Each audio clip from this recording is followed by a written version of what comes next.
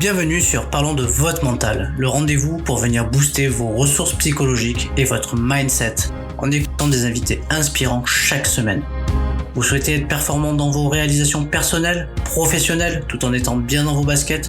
Nos invités de la saison 3 nous partageront comment ils font pour développer leur confiance en eux, leur motivation au quotidien, leurs méthodes pour gérer les échecs, la pression, le stress. Ils témoignent sur leur capacité de résilience et leur détermination pour toujours aller plus loin, plus haut, en restant positif. Abonnez-vous, ce podcast va devenir votre vitamine pour vous doper vous aussi à vous dépasser pour réaliser vos rêves. Et si nous découvrions notre invité du jour? Bonne écoute à toutes et à tous.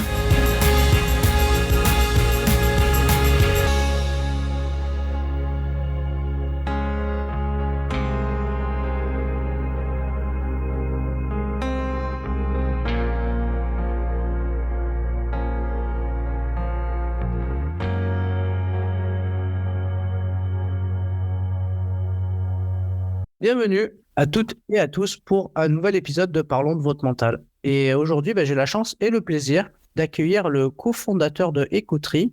Et j'ai le plaisir du coup de recevoir Baudouin Verken. Salut Baudouin. Bonjour Sébastien, je suis ravi et honoré d'être invité sur ton podcast. Écoute, moi je suis très très content. Je suis toujours très content de recevoir des cofondateurs ou des chefs d'entreprise qui œuvrent pour des causes qui les animent au quotidien. Et en même temps, moi, je suis passionné par du coup la dimension mentale et du coup, je suis toujours très à l'écoute de comment ils font pour, tout en s'investissant à fond dans la cause qu'ils trouvent juste, et comment ils font aussi pour préserver leur santé mentale au travail. Et voilà, qu'est-ce qu'ils mettent en œuvre pour eux pour pouvoir aller de l'avant et puis du coup conserver toute leur énergie pour faire avancer leur projet le plus haut possible. Vaste sujet, il y a beaucoup à dire. Bon, super. Est-ce que tu pourrais te présenter brièvement et puis juste te présenter brièvement, nous dire un peu ce que c'est Écoutri, et puis après, comme le veut le format du podcast, on fera un petit portrait chinois avant de reparler de ton parcours.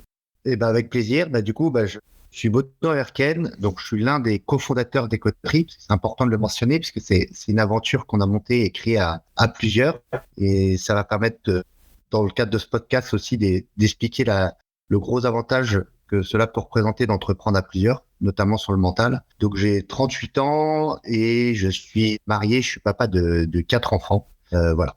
Et sinon, en quelques mots, pour présenter un peu Écoutri. Écoutri aujourd'hui est une entreprise qui est leader européen sur les solutions fondées dites sur la nature. En gros, Écoutri permet à des particuliers et à des entreprises de s'engager simplement en faveur de l'environnement en soutenant des projets de protection, des projets de gestion durable et de restauration d'écosystèmes en France et en Europe. Donc Écoutri, on est certifié Bicorp. Donc ça, c'est une bonne chose pour nous et aussi ça nous engage à aller plus loin dans la façon de faire chez Écoutri.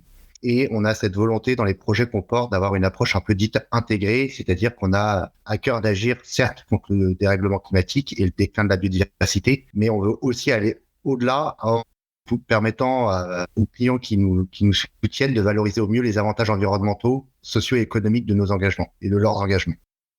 Ok, voilà, c'est tout maintenant sur Écoutri.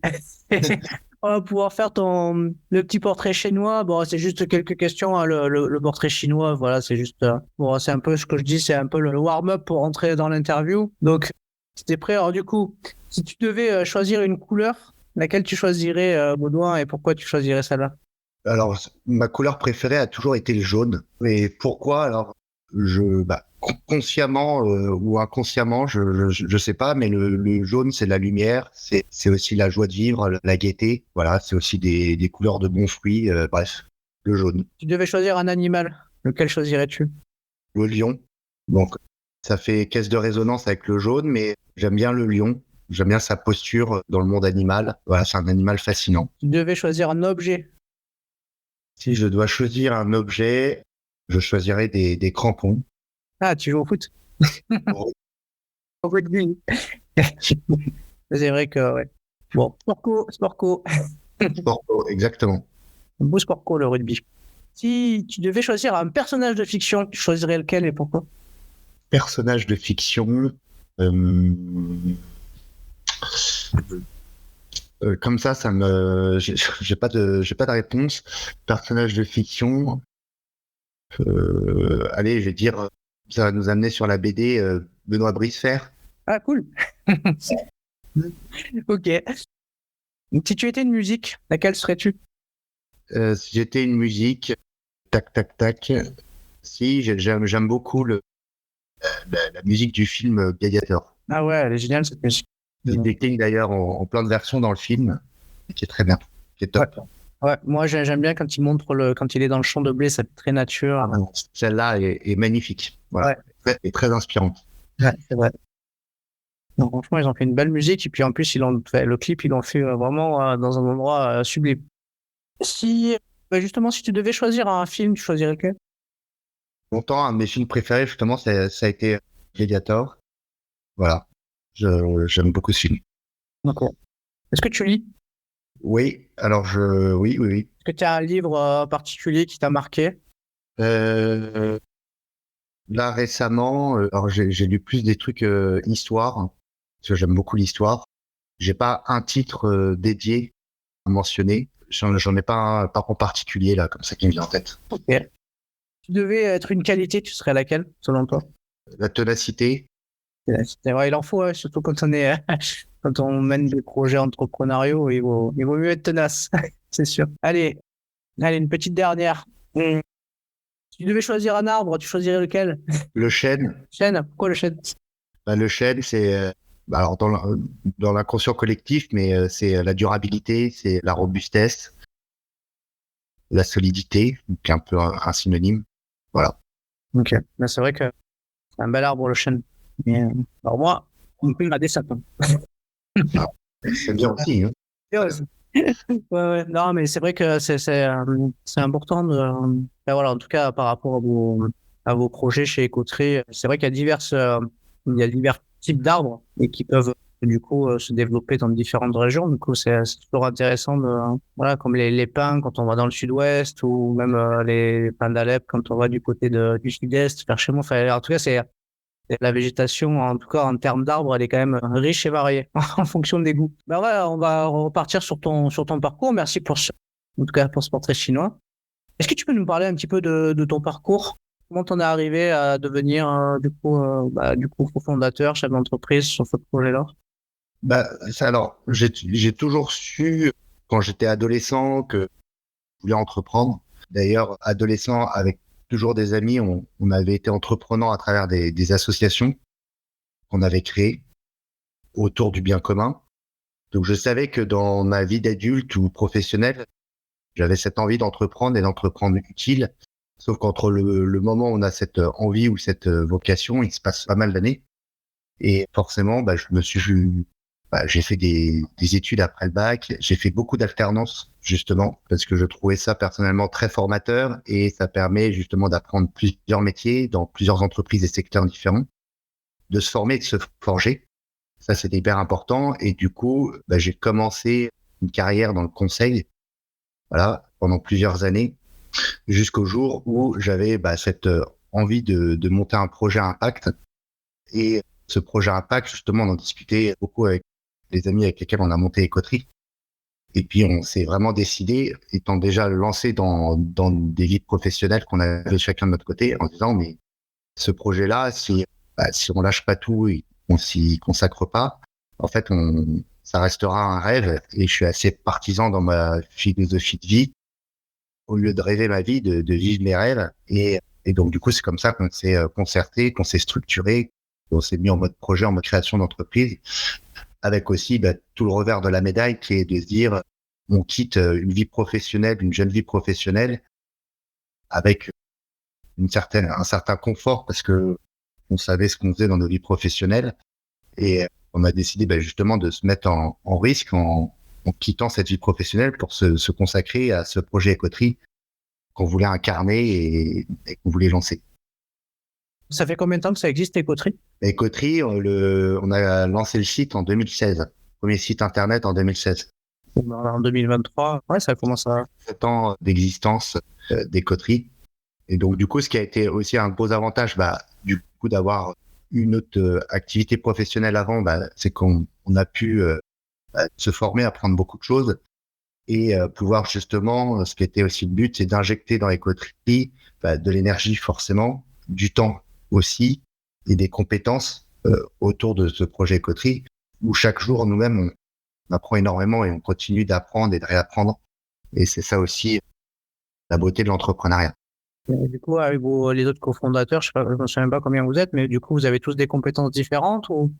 Oui, on a des compétences tous différentes parce que il y a des compétences plus juridiques, des compétences plus financières, des compétences plus commerciales, donc forestières. Donc tout ça, en fait, c'est un beau mariage, un beau mélange, justement au service de nos objectifs qui sont de gérer durablement des écosystèmes forestiers et pour lequel on a décidé de monter une entreprise, donc de se structurer avec des pratiques d'entreprise justement pour agir à grande échelle et déployer ça aujourd'hui en France et en Europe. Ouais, du coup, ça fait une belle synergie. Exactement. Et du coup, voilà, on est très content de mettre à profit justement tout ce qu'on a pu apprendre et aussi de rectifier le tir parce qu'on a tous aussi pu connaître des entreprises ou des cas d'entreprises différents et de se dire, au sein des coteries, voilà le type ou l'esprit d'entreprise qu'on veut développer, qu'on veut maintenir au quotidien. Ouais, tu parles là des valeurs, tu vois, les valeurs de l'entreprise, tu veux dire?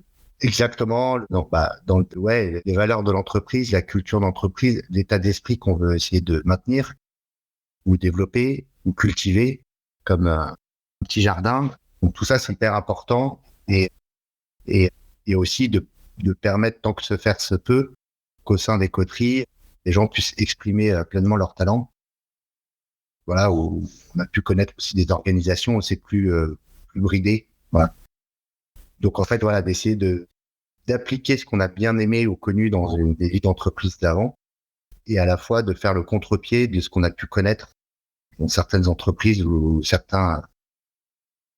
dans certaines expériences professionnelles, voilà, pour permettre justement d'avoir notre propre ADN, notre propre entité d'entreprise, sachant que voilà, notre mission, elle est tournée impact, elle est tournée nature, mais qu'on reste une entreprise, on reste une entreprise qui a de beaux objectifs, des objectifs ambitieux. Et donc, du coup, pour ça, il faut du capital humain, du capital naturel et du capital financier pour arriver à atteindre, continuer le développement des coteries dans les années à venir. Ok. Allez, on va parler de mental. Du coup, on sait très bien, hein, quand on monte des projets, là, comme tu dis, vous avez osé tout lâcher en tout cas, des entreprises ou pour créer quelque chose, donc vous avez osé vous lancer. Et pour ça, il faut déjà un bon mental. Et pour se lancer, si tu devais le définir, ce mot, le mot mental, tu le définirais comment, toi? Alors, je dirais c'est aussi la beauté de la chose, mais il faut une part d'insouciance, voilà, mais avoir aussi une part d'insouciance qui permet le lâcher prise, le saut dans le vide, puisqu'on sait toujours ce qu'on quitte, mais on ne sait pas ce qu'on va trouver ou retrouver quand on se lance dans un nouveau projet. Et puis, c'est surtout la capacité, en fait, d'être résilient, en fait, parce que une journée, elle peut être ranimée par 10 mauvaises nouvelles et une bonne nouvelle, par exemple, ou inversement. Donc, c'est aussi arriver à maîtriser ou à gérer le côté ascenseur émotionnel dans le quotidien et dans les premiers pas d'une entreprise. Ok. Si tu devais faire le descriptif de quelqu'un qui a un bon mental, tu le décrirais comment, toi? Quelqu'un qui a un bon mental, c'est quelqu'un qui a pas peur de l'échec, qui connaît la peur, mais qui arrive à les surmonter. Donc, c'est lié aussi à capacité à aller de l'avant, on va dire téméraire. C'est la capacité, justement, à gérer du stress, de la fatigue, à avoir aussi la capacité à avoir confiance en son projet. Et voilà. Et c'est vrai qu'un bon mental, on voit, c'est aussi le principe de jamais renoncer ou de jamais lâcher. J'ai envie d'aborder la thématique de la confiance en soi et le droit à l'erreur. Comment tu te situes déjà, toi, par rapport au droit à l'erreur? Le droit à l'erreur, je pense qu'on en fait tous beaucoup. Voilà, faire des erreurs, ça fait partie de l'apprentissage. Voilà. Bon, faire que des erreurs, c'est plus compliqué, mais il faut accepter de faire des erreurs. Et en fait, le plus important, c'est de reconnaître quand on fait des erreurs pour changer de braquet et toujours avancer et s'améliorer.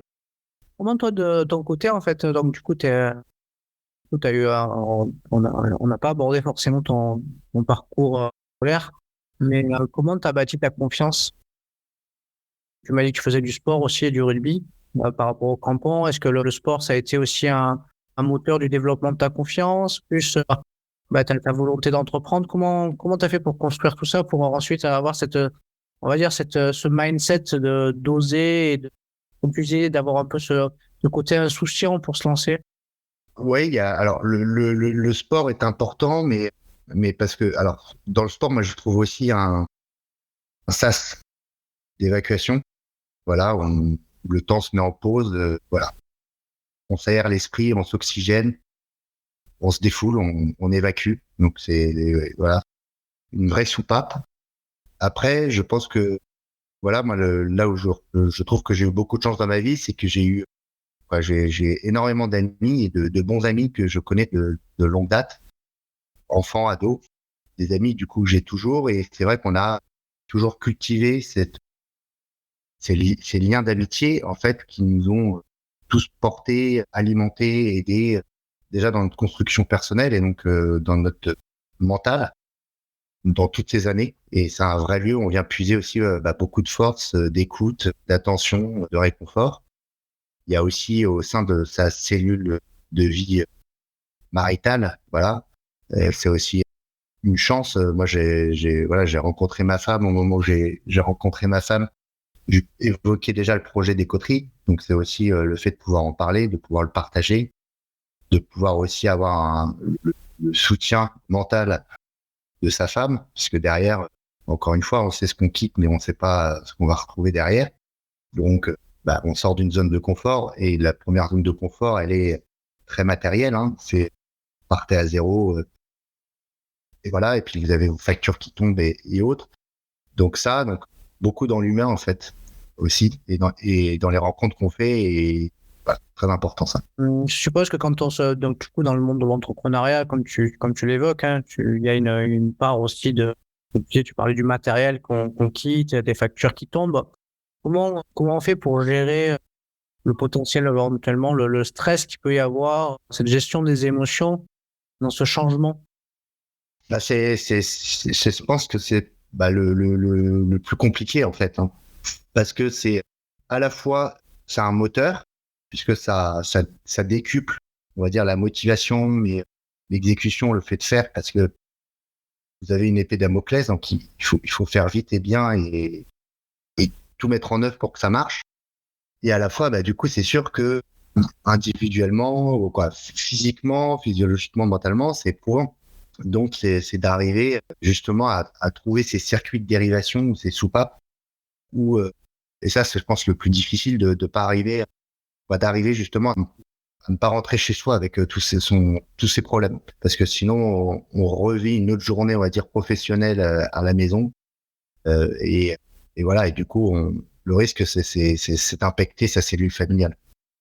Je conseille de bien, du coup, cloisonner pro, perso. Alors ouais, alors c'est très dur à dire, hein, mais alors, pas forcément cloisonner, parce que je pense que c'est aussi important d'arriver à partager ce qu'on vit, surtout dans une aventure entrepreneuriale. Et puis l'autre est aussi, je pense, dans des modes de fonctionnement de couple, tu es aussi en attente en posant des questions, parce qu'il s'intéresse, c'est que c'est quelque chose d'important. Et donc après, c'est tout l'enjeu d'arriver à faire un peu des filtres sur les choses qui pèsent vraiment, de préserver un peu tout le monde, préserver les autres, se préserver soi. Donc c'est un équilibre ou un dosage qui est, je trouve, extrêmement compliqué à trouver. Dans votre projet avec Écoterie, est-ce que vous avez rencontré des périodes plus difficiles? On dit souvent que déjà souvent le cap des 3 ans pour une entreprise, c'est déjà important. Là, vous êtes bientôt sur 7. Il y a eu des moments de doute, d'incertitude qui ont été difficiles, et du coup, comment tu les as gérés? Il y a, en fait, chaque étape de développement, c'est un nouveau défi.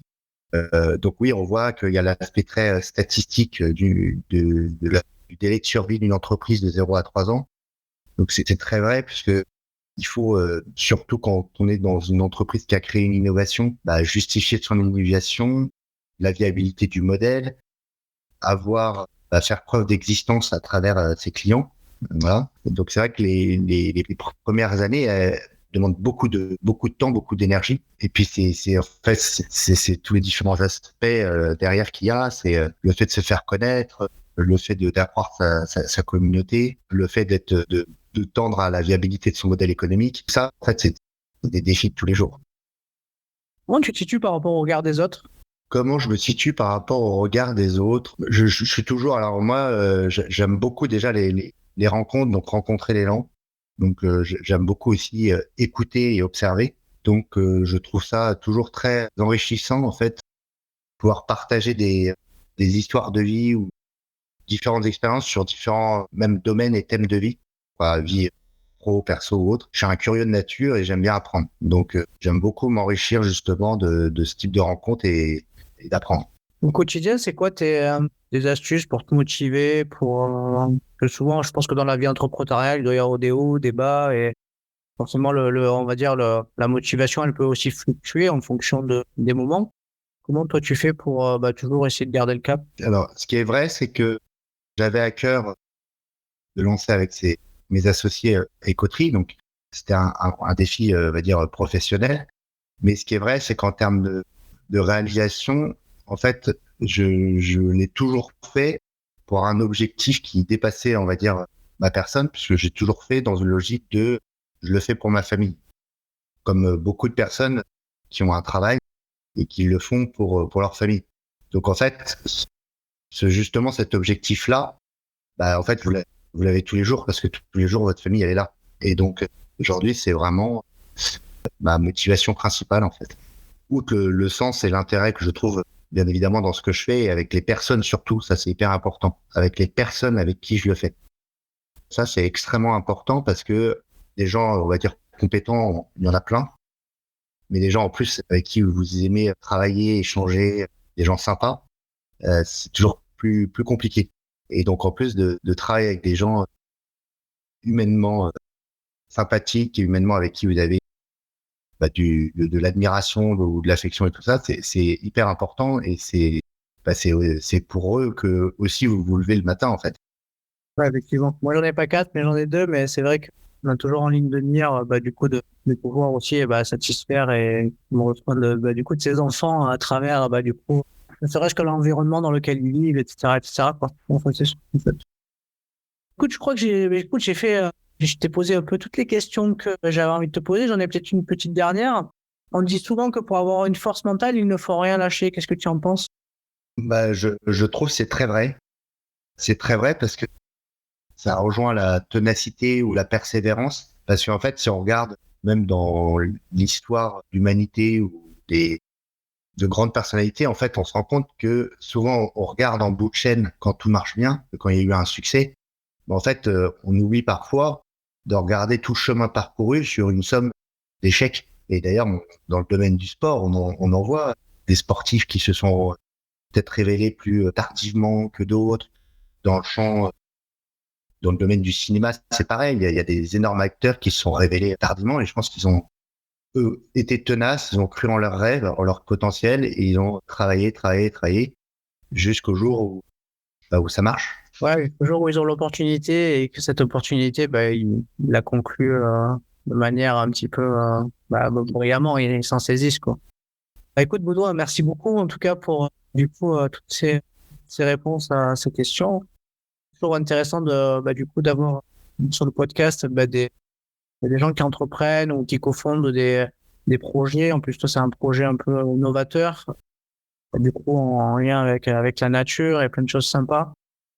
Donc, si tu devais, en fait, généralement, ce que je propose dans le podcast à la fin, c'est que l'invité laisse son mot de la fin. Donc, du coup, c'est un peu comme si tu gravais ton épisode avec quelque chose qui te tient à cœur de dire aux auditeurs par rapport à quelque chose qui t'anime et que tu as envie de laisser. Je vais peut-être reprendre là ce que j'ai dit en cours de podcast, mais c'est une phrase que mon père m'avait dit à mon discours de mariage et je la trouve assez motivante dans mon quotidien, c'est ne rêve pas ta vie, vis tes rêves. Ouais. D'ailleurs, elle m'a marqué. Ouais, c'est vrai. Ouais, Voilà, c'est un vrai moteur pour moi parce que des rêves, il faut en avoir et parfois ça au prix de beaucoup de sacrifices. Et donc, voilà, c'est tout le débat entre est-ce qu'on a envie d'avoir des regrets ou des remords. Bon, c'est un parti pris derrière. Ok, bah écoute, super. Si dans les auditeurs qui nous écoutent, il y a des gens qui veulent se renseigner sur Ecotree, comment on fait en fait? Comment ça se passe? Et ben, alors déjà, donc avec Ecotree, on cherche à mettre la tech au service de l'impact. Donc, de façon très simple, on a développé le site, la plateforme ecotree.green et qui est accessible vraiment à tous, puisqu'on veut s'adresser aussi bien aux particuliers qu'aux entreprises. Et donc là, n'importe qui peut se porter à cœur d'arbres qui sont plantés et ou gérés par notre équipe de forestiers, ou aussi participer, contribuer à des projets de biodiversité. Voilà, en quelques clics. Et après, pour des entreprises qui ont des problématiques de stratégie bas carbone ou une entreprise régénératrice ou autre, ou d'impact positif qu'elles veulent mener sur la biodiversité, là, on va construire des projets dédiés en accompagnant les entreprises, justement, financer des projets fondés sur la nature. Bon, bah, c'est super ça. Ouais, franchement, c'est une super idée. Et puis, c'est qu'on en a besoin avec toutes les mauvaises actualités qu'on peut écouter sur le dérèglement climatique, le manque d'eau. Le déclin de la biodiversité. Ouais. Il y a plein de choses à dire, le sujet du carbone, du crédit carbone et autres. Voilà, puis même le fait de se former sur toutes ces questions-là, puisqu'on a chez Ecotree une académie qui forme les entreprises ou les organisations sur la thématique de la forêt, de la biodiversité, du carbone, du climat. Et on essaye de donner des clés simples de compréhension pour pouvoir justement, et c'est peut-être un autre mot de la fin, mais penser les choses, c'est très important, les comprendre, mais il faut aussi être dans le faire derrière. Et nous, c'est vraiment aussi notre ADN, c'est qu'on est des opérateurs terrain. On est tous les jours sur le terrain, dans des forêts, voilà, et d'embarquer les gens dans le faire aussi, et pas que à penser les questions climatiques. Ouais, et puis il y a aussi toute l'éducation qui peuvent être faite aux enfants aussi à travers. Ça aussi, c'est important, puisque finalement, c'est la jeunesse de demain qui prendra soin aussi, qui va récupérer en tout cas l'état actuel, et puis qui aura quand même peut-être à cœur de reprendre les choses en main. Mais je pense que ça passe par la jeunesse aussi, quoi. Surtout d'autant plus, puisque c'est important dans ce que tu dis, que quand on parle de développement durable, il y a cette prise de conscience des générations futures, et qu'en fait aujourd'hui, non seulement ces générations futures, elles sont le relais, elles vont devoir continuer, mais surtout c'est elles qui vont qui subissent déjà les conséquences de ce dérèglement observé. Donc important de transmettre les bons outils, d'être aussi acteur, puisque on a tous à agir. Ok, écoute, super. Merci beaucoup, Baudouin. Sébastien, partager ce temps à ton micro. Si cet épisode t'a plu, tu peux le partager en me taguant ou en lui laissant 5 étoiles sur Apple Podcast. Tu pourras aussi être tiré au sort pour gagner un test HomeSat pour évaluer tes qualités mentales.